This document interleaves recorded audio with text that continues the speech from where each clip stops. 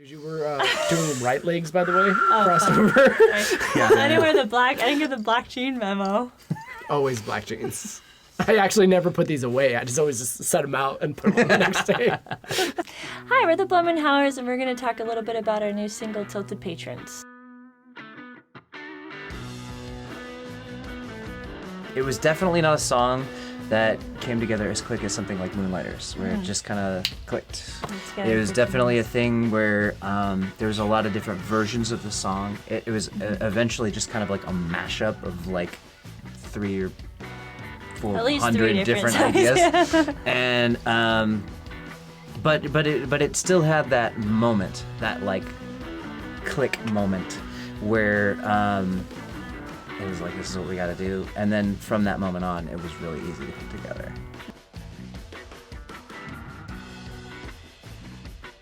We are firm believers in that that's the best way that you can try out a song, because you get to try it in front of different people every night, and you get that instant reaction. You get that instant, like, you started out, you feel good, and then you're looking at people and you're like, this is not good. Honestly though, it's what I love hearing of like old bootlegs of artists, when you would hear like, remember there's a version of Neil Young doing it was a Heart of Gold suite. So it was Heart of Gold, Man Needs a Maid, as one song before they were separate songs, which later became On Harvest. I loved hearing those early incarnations of that. So it's almost just like, or like early Dead recordings before they would actually have the song in its entirety. You never know. Like, we always come together, and JuJu and I'll have an idea that is so solid, and then we jam with Brandon, and he's like, yeah, cut that in half, and like, fuck that section, and like, or you'll do a drum beat that's like so different than what we have planned. So then, and I'm like, oh, okay, this song. Okay, so this is gonna go a totally different way.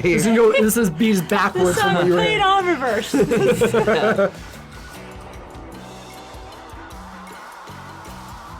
Old Swamp recordings have like so much weird percussion in it.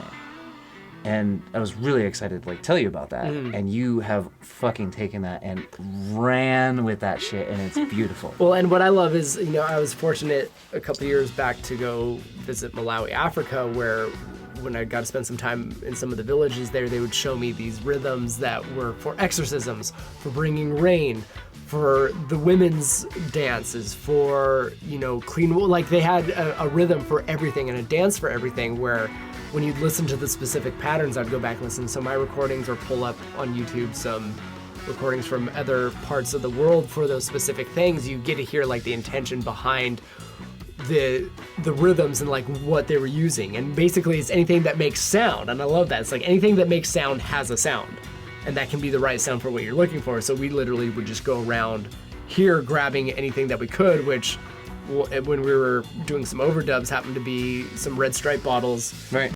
So what do we got so far? We got B flat, D,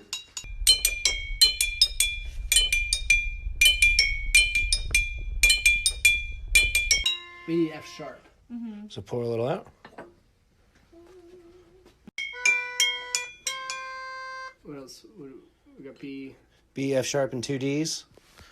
Yeah.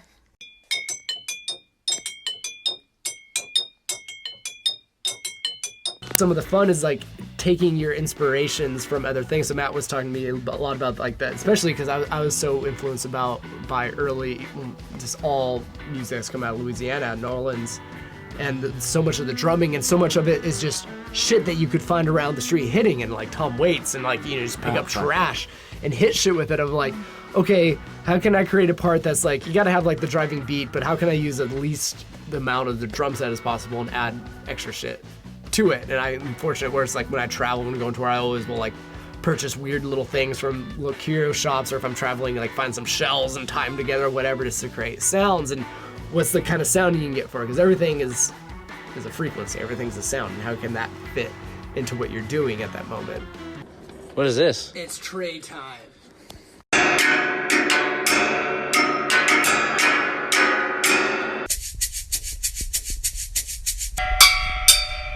Just hit it. 3? Yeah, hit it. Hey, what do they want? The people want mic placement. That's what the people want. So how are you placing those mics? Like You have this? drums? I put them over the drums. When you came with the song, you're like, my friend, I showed him this riff. It sounded like I was summoning alligators. Then I just had this idea of alligators in my head of like, That what would a really set fucking it off. alligator play in this part, and then it set off this whole thing. When we record, like, I think we're fortunate where we have our own spot here to record, because we would drive any other engineer insane, where we're like to spend hours finding the right weird footage to pull And up on we the have screen. made engineers go insane.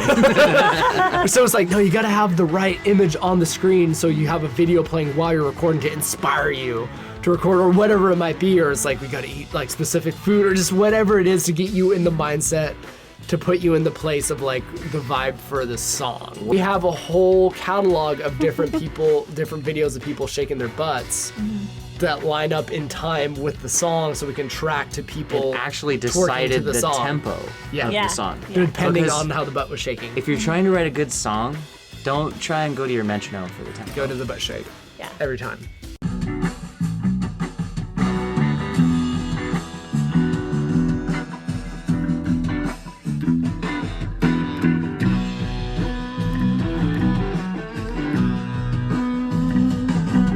I just love the idea. I mean, because like I grew up with like heavy metal music, so I'm always searching for that like heavy, like chest pounding feel.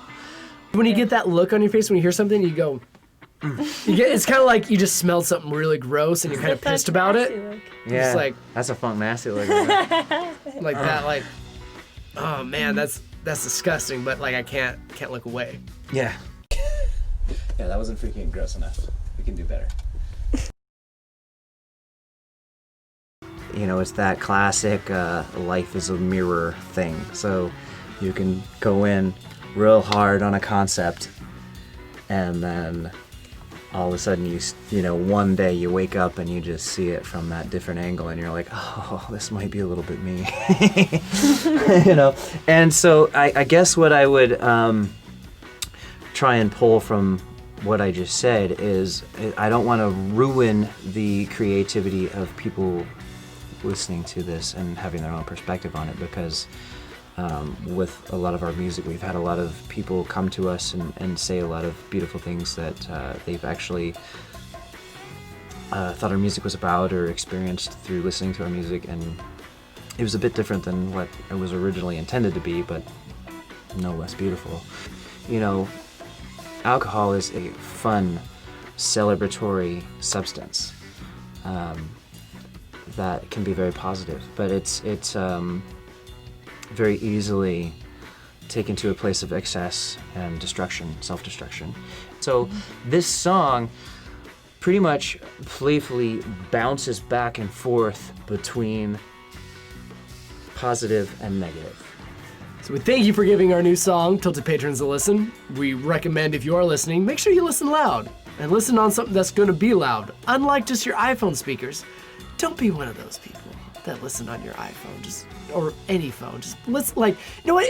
If you don't have a stereo, just email us. We'll find you one. We'll send you one. Just listen to it on something good that you can play really loud. He has like 5 extra stereo Yeah, systems. I have one in my garage somewhere, or I'll find one. Just email us if all you have is a phone to listen on, because we'll get you something. This is unacceptable at this point. This is 2020, people. Come on. Come on. Goddamn. Fucking goddamn. Fucking. Hang with the lonely star.